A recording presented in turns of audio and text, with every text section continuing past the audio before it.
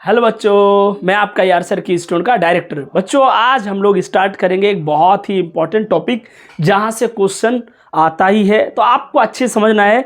यह है बच्चा आपको सीवेज वेस्ट वाटर ट्रीटमेंट। इसका मतलब यह है सर, जो सीवेज यानी गंदा पानी है नाला का, उसको कैसे साफ किया जाए और किस तरीके से उसे फिल्टर किया जाए। सर, इसको हम लोग कितना स्टेप में पढ़ेंगे, आपको ध्यान रखना है। हम इसको यानी जो वेस्ट वाटर को ट्रीट करेंगे, सीवेज का ठीक करेंगे, हम टोटल 3 स्टेप में पढ़ेंगे। Primary, secondary, tertiary. चलिए, यानी primary treatment, secondary treatment, tertiary treatment. बच्चों एकदम शुरू से शुरू करते हैं, आप अच्छे से ध्यान दीजिए, एक एक पॉइंट आपका क्लियर हो जाएगा। सबसे पहले यहां देखिए, ये रहा हमारा सीवेज वाटर। कौन सा वाटर बच्चों? Sewage waste water. ये हमारा आ गया। इमेजिन कीजिए, बहुत बड़ा नाला है, बहुत गंदा पानी है। अब जितना गंदा सोच सकते हो उतना गंदा पानी है बच्चों, और वो उसके साथ ढेर सारा कूड़ा कचरा कपड़ा, मानिए उसके साथ बोतल्स वगैरह पूरा बहते हुए आ रहा है। और हमने यहां पर लगा दिया एक फिल्टर। क्या लगा दिया बच्चों? एक फिल्टर। कौन सा फिल्टर? ये फिल्टर मानिए ये है हमारा एक प्रकार का नेट है। क्या बच्चों? नेट यानी जाल है, या फिर मान लीजिए ये एक आयरन का नेट है, लोहा का। हमने यहां पर लगा दिया। सर, ये लगाने से क्या होगा? यानी इसके साथ जो बड़ा बड़ा जितना भी डेब्रीज वगैरह आ रहा था, मानिए बोटल्स आ रहा था, प्लास्टिक्स आ रहा था, क्लॉथ्स आ रहा था बहते हुए, उसको हमने यहीं पर रोक लिया। सर, तो क्या पानी क्लीन हो गया? ना, पानी क्लीन नहीं हुआ। अभी सिर्फ हमारा वाटर में जो बड़ा बड़ा लेवल का कचरा था उसको हमने यहां पर रोक लिया। अब हमारा ये वाटर में क्या आ रहा है बच्चों? इस वाटर में अभी तक हमारा धूल, मिट्टी, बालू भर भर के आ रहा है, यानी अभी भी हमारा पानी बहुत ही गंदा दिखेगा। अब हमने इसको ले जाके इसमें डाल दिया। इसको हम बोलेंगे प्राइमरी सेटल टैंक। क्या बोलेंगे बच्चों? Primary settle tank. सबसे पहले ये हमारा सॉलिड वेस्ट को यहां हमने रोक लिया, फिल्टर के द्वारा फिल्ट्रेशन करके, फिर ये वाटर आया प्राइमरी सेटल टैंक में। कहां आया? प्राइमरी सेटल टैंक में। इसको हमने सेटल क्यों बोला?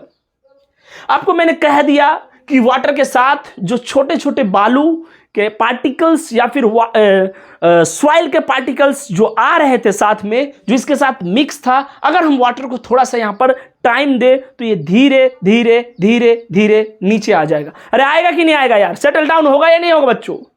ये सेटल डाउन होगा, यानी धीरे धीरे धीरे धीरे यहां से जो गंदगी था धीरे धीरे धीरे धीरे नीचे बैठ गया। सर, तो क्या पूरा प्योर हो गया? ना, अभी तक पूरा प्योर नहीं हुआ है। अब हम क्या करेंगे? इस पानी को हम आगे ले जाके फिर एक और एरिएशन टैंक में डालेंगे।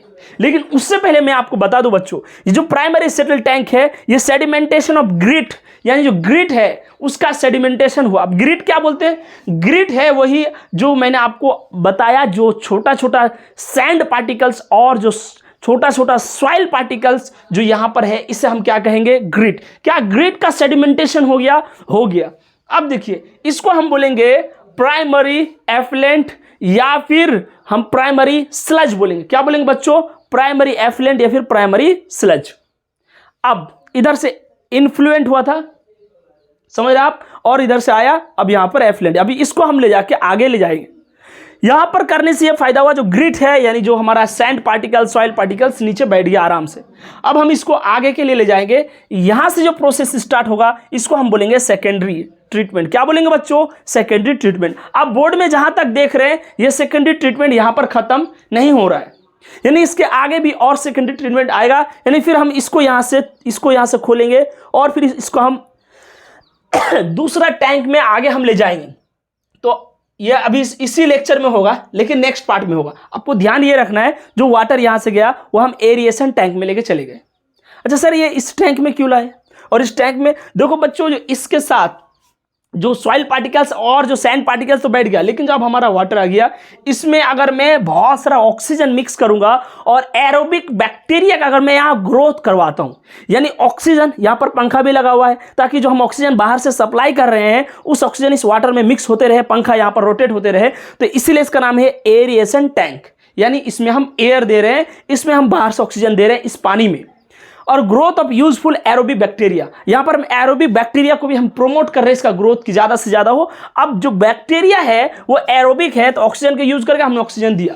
अच्छा, अब एरोबिक बैक्टीरिया का काम क्या है बच्चों, ध्यान रहे, एरोबिक बैक्टीरिया का काम है डिकम्पोजिशन ऑफ ऑर्गेनिक मैटर। क्या काम है? डिकम्पोजिशन ऑफ ऑर्गेनिक मैटर, यानी अभी इस वाटर में जो और कुछ गंदगी है ऑर्गेनिक मैटर से, उसको ये बैक्टीरिया, एरोबिक बैक्टीरिया डिकम्पोज करेगा, जिसको एक्स्ट्रा ऑक्सीजन चाहिए हमने बाहर से सप्लाई कर दिया।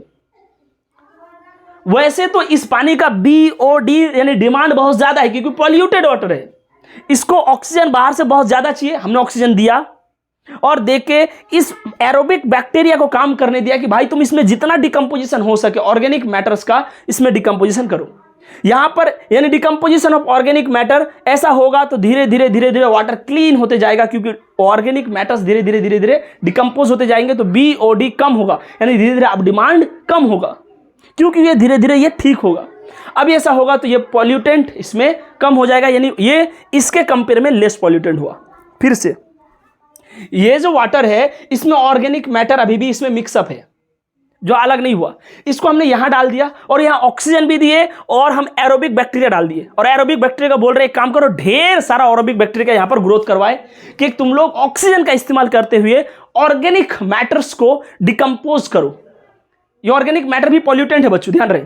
अब डिकम्पोजिशन होगा तो धीरे धीरे वाटर क्लीन होगा, तो BOD यानी डिमांड, अब ऑक्सीजन बाहर से ऑक्सीजन का डिमांड अब धीरे धीरे कम हो जाएगा, जैसे जैसे जैसे जैसे ये क्लीन होती जाएगा, तो पॉल्यूटेंट कम हो गया। अब इसको हम बोलेंगे सेकेंडरी एफ्लुएंट। क्या बोलेंगे? जैसे प्राइमरी एफ्लुएंट था, ये secondary effluent. Aeration tank.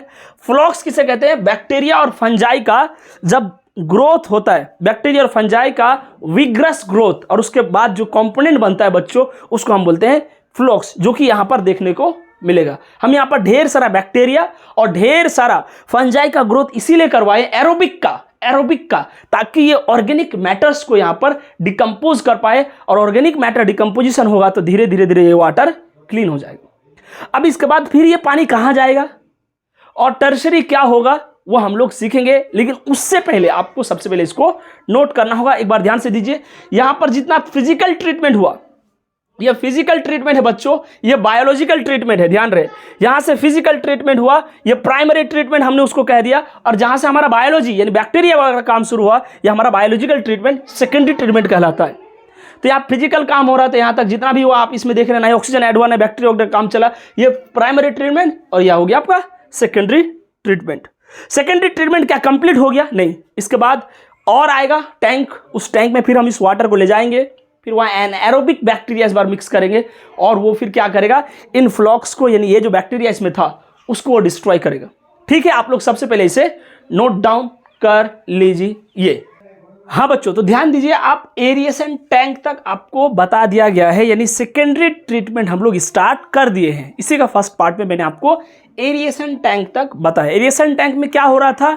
Aeration tank में ये हो रहा था, हम ऑक्सीजन दे के एरोबिक बैक्टीरियाज को बोल रहे थे कि एक काम करो तुम लोग, ऑर्गेनिक मैटर्स को धीरे धीरे डिकम्पोज करो। ये यहाँ पर हो गया था, यहाँ तक हमने पढ़ लिया। अब हमें क्या करना है? अब हमें दोबारा इस पानी में ध्यान रहे बच्चों, एक चीज यहां पर हमने ऑर्गेनिक मैटर को डाइजेस्ट करवा दिया है। पॉइंट ध्यान रहे, हमने ऑर्गेनिक मैटर को इस पानी से डाइजेस्ट करवा दिया है, लेकिन यहां पर हमारा ढेर सारा एरोबिक बैक्टीरिया और फंगस का मेश बन चुका है। यानी ध्यान रहे, यहां पर फंजाई और बैक्टीरिया बहुत ज्यादा है। क्या फंजाई और बैक्टीरिया एरोबिक हो चाहे एनारोबिक हो, क्या वो हमारे लिए बहुत ज्यादा अच्छा है? नहीं। अब हमें इन बैक्टीरिया को भी जो ढेर सारा यहाँ पर जो हम ऑर्गेनिक मैटर को डिकम्पोज करवाने के चक्कर में यहाँ पर ढेर सारा ग्रोथ हो गया बैक्टीरिया का, एरोबिक बैक्टीरिया का। अब हम इसको लेंगे इसमें इसको हम बोलेंगे सेकेंडरी सेटलिंग टैंक। क्या बोलेंगे बच्चों? Secondary settling tank. अब यहाँ पर अगर हम थोड़ा देर अगर समय देंगे तो धीरे धीरे जो बैक्टीरिया और फंगस जो बन गया था बहुत सारा वहां पर, वो धीरे धीरे नीचे बैठेगा। क्या पूरी तरीके से बैठ जाएगा? नहीं, फिर भी कुछ बैक्टीरिया और फंगस ऊपर रहेगा। अब हमने देखिए बच्चों, हम धीरे धीरे वाटर को कैसे क्लीन कर रहे हैं। पहले हमने प्राइमरी में जितना भी बड़ा चीज था उसको हटा दिया। अब हम यहाँ पर ऑर्गेनिक को तो डिसॉल्व कर चुके हैं, लेकिन हमारे पास बच गया है बैक्टीरिया, एरोबिक बैक्टीरिया। उसको हम क्या करेंगे? उसको हम यहाँ पर धीरे धीरे सेटल होने दिए, और जो बचा उसको हम लेके फिर इसमें डाल दिए। क्या इस वाटर में अभी भी एरोबिक बैक्टीरिया है? अब हमने क्या किया, बाहर से एनाएरोबिक बैक्टीरिया इस बार दिया। ध्यान रहे, एनएरोबिक बैक्टीरिया बिना ऑक्सीजन का डिकम्पोजिशन करता है। ध्यान रहे बच्चों, इसमें हमने एरोबिक बैक्टीरिया जो कुछ हमारा आ गया था, हम लिख रहे हैं यहां पर शॉर्ट में ए बी एरोबिक बैक्टीरिया,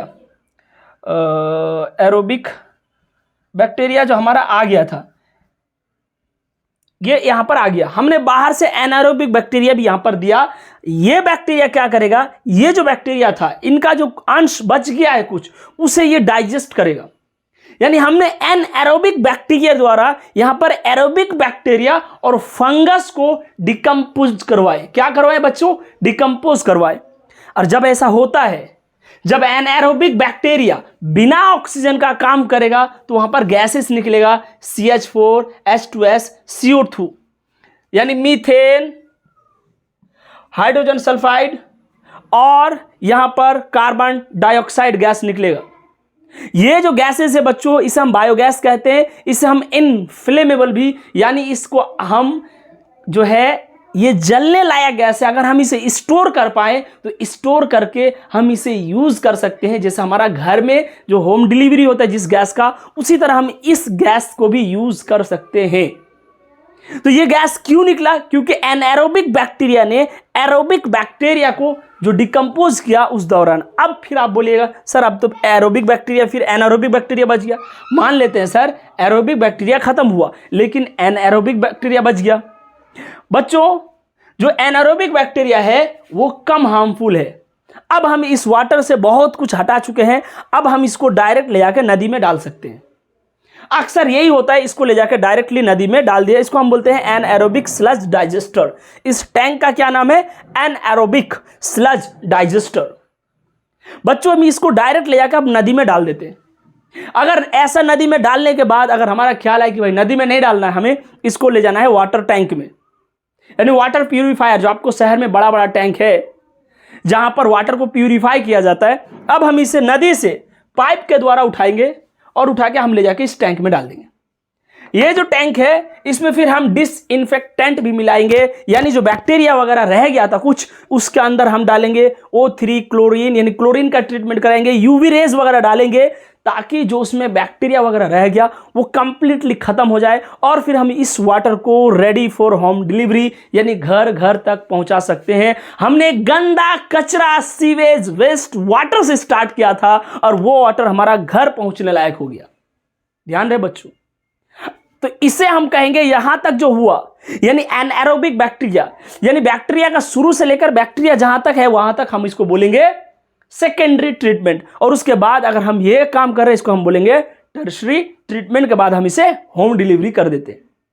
फिर से एक बार एरिएशन टैंक तक पढ़ा दिए। उसके बाद जो है हमारे पास बहुत सारा बैक्टीरिया, एरोबिक बैक्टीरिया हो गया था। हमने थोड़ा सा रुका, कुछ बैठ गया, कुछ आ गया तो हमने एनारोबिक द्वारा एरोबिक को खत्म किया और हमारे पास अब एनारोबिक बच गया जो कि लेस हार्मफुल है। हमने उसको डाल दिया रिवर में। कोई बात नहीं, हम इसको अगर रिवर में नहीं डाल के यहाँ से रिवर से भी उठा के हम पाइप द्वारा इसको इस टैंक में यानी वाटर प्यूरिफायर में डालेंगे, वाटर क्लीनर जो बहुत बड़ा बड़ा शहर में होता है जहाँ पर क्लोरीन ट्रीटमेंट वगैरह किया जाता है। फिर इसमें O3 क्लोरीन और यूवी रेज डालेंगे जो फिर हमारा रेडी हो गया फॉर होम डिलीवरी। तो यहां पर हमारा सीवेज ट्रीटमेंट खत्म होता है, जो कि बहुत ही इंपॉर्टेंट टॉपिक है। आपको माइंड में एक मैप बना लेना है कि सर ने किस तरीके से कहां से स्टार्ट किया और किसे खत्म किया।